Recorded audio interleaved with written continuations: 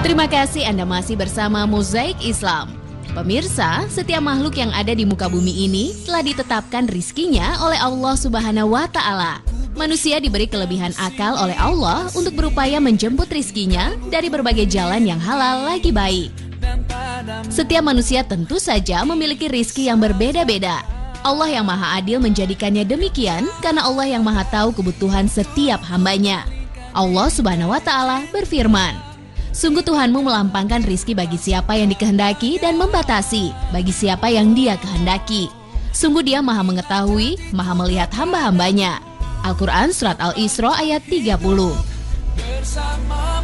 Kekayaan seseorang bukan jaminan bahwa kehidupannya akan sejahtera sepanjang masa.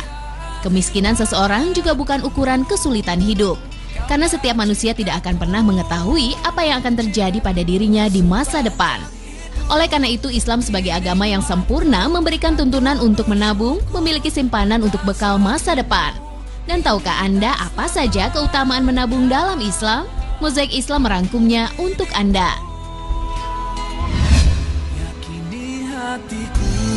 Pemirsa Mozaik Islam, menabung dapat diartikan menyisihkan kelebihan pendapatan dengan tujuan mempersiapkan kebutuhan masa depan.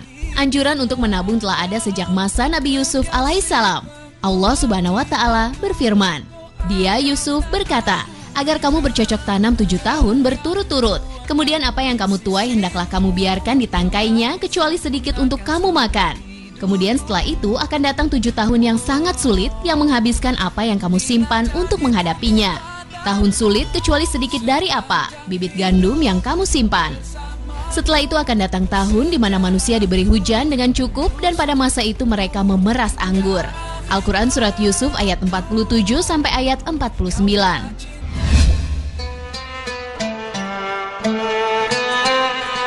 Selain Nabi Yusuf, kebiasaan menabung juga telah dicontohkan Rasulullah Shallallahu Alaihi Wasallam. Rasulullah Shallallahu Alaihi Wasallam pernah membeli kurma dari Bani Nadir dan menyimpannya untuk kebutuhan keluarga selama setahun. Hadis riwayat Bukhari dan Muslim. Menyisihkan harta untuk menabung sebaiknya dilakukan setelah kebutuhan primer tercukupi. Rasulullah Shallallahu Alaihi Wasallam bersabda, "Allah akan memberikan rahmat kepada seseorang yang berusaha dari cara yang baik, membelanjakan dengan pertengahan dan dapat menyisihkan kelebihan untuk menjaga pada hari ia miskin dan membutuhkannya." Hadis riwayat Ahmad dan Muslim. Konsep menabung yang benar adalah bukan memaksa seseorang harus memiliki simpanan, sedangkan kebutuhan sehari-harinya malah tidak tercukupi. Diperlukan sikap hemat dan cermat dalam menganggarkan belanja kebutuhan. Tidak berlebih-lebihan sehingga tidak ada sisa sedikit pun, serta tidak pula menjadi terlalu kikir. Allah Subhanahu wa Ta'ala berfirman, "Dan termasuk hamba-hamba Tuhan yang Maha Pengasih, orang-orang yang apabila menginfakkan harta, mereka tidak berlebihan dan tidak pula kikir di antara keduanya secara wajar." Al-Quran Surat Al-Furqan ayat 67.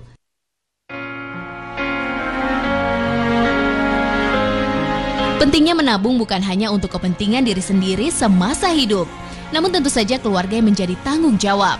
Dan ada hak generasi penerus dalam harta seorang muslim apabila dirinya telah meninggal dunia, yaitu harta yang dapat diwariskan. Rasulullah Shallallahu Alaihi Wasallam bersabda, "Sepertiga dan sepertiga itu banyak. Sesungguhnya bila engkau meninggalkan para ahli warismu dalam keadaan kaya, itu lebih baik daripada meninggalkan mereka dalam kemiskinan hingga meminta-minta kepada orang." Hadis riwayat Bukhari. Pemirsa, berikut beberapa manfaat dan keutamaan dari menabung. Manfaat pertama, menabung menghindarkan diri dari sifat boros. Karena membiasakan diri menyisihkan sedikit harta untuk ditabung, akan membuat seseorang menjadi disiplin dalam mengatur hartanya, sehingga terhindar dari pemborosan. Allah Subhanahu wa Ta'ala berfirman, "Sesungguhnya orang-orang yang pemboros itu adalah saudara setan, dan setan itu sangat ingkar kepada Tuhannya." Al-Quran Surat Al-Isra ayat 27. Menabung juga menghindarkan diri dari berutang.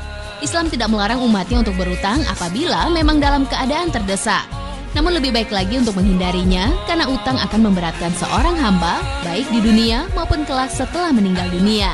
Rasulullah Shallallahu Alaihi Wasallam bersabda, "Berhati-hatilah dalam berutang. Sesungguhnya berutang itu suatu kesedihan pada malam hari dan kerendahan diri atau kehinaan pada siang hari." Hadis riwayat Baihaqi. Pemirsa, bentuk-bentuk tabungan yang berkembang pada masa sekarang begitu beragam. Dapat disesuaikan dengan kebutuhan setiap individu yang berbeda-beda. Bentuk tabungan yang paling umum adalah simpanan uang di suatu tempat tertentu, baik yang dikelola oleh pribadi maupun dalam sebuah lembaga secara berkelompok atau kolektif. Harta yang ditabungkan bisa dalam bentuk uang atau dalam bentuk emas dan perak, baik yang berupa emas batangan maupun perhiasan. Sesungguhnya Islam tidak membatasi tabungan seorang hamba, baik besarnya maupun bentuknya. Dengan catatan semua harta diperoleh dengan cara yang halal dan baik. Dan apabila telah mencapai nisab atau haul, harta simpanan atau tabungan tersebut harus dikeluarkan zakatnya. Batas nisab zakat harta yaitu sama dengan nilai emas 20 dinar atau setara dengan 85 gram emas murni. Dan wajib dikeluarkan apabila harta telah dimiliki selama 1 tahun. Allah Subhanahu wa Ta'ala berfirman, "Dan orang-orang yang menyimpan emas dan perak dan tidak menafkahkannya pada jalan Allah, maka beritahukanlah kepada mereka bahwa mereka akan mendapat siksa yang pedih.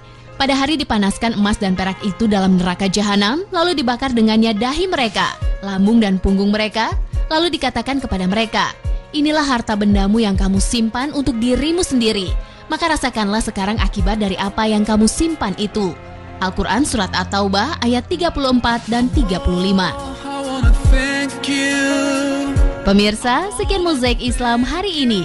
Semoga tayangan Mozaik Islam kali ini semakin meningkatkan iman dan takwa kita kepada Allah Subhanahu wa Ta'ala. Wassalamualaikum.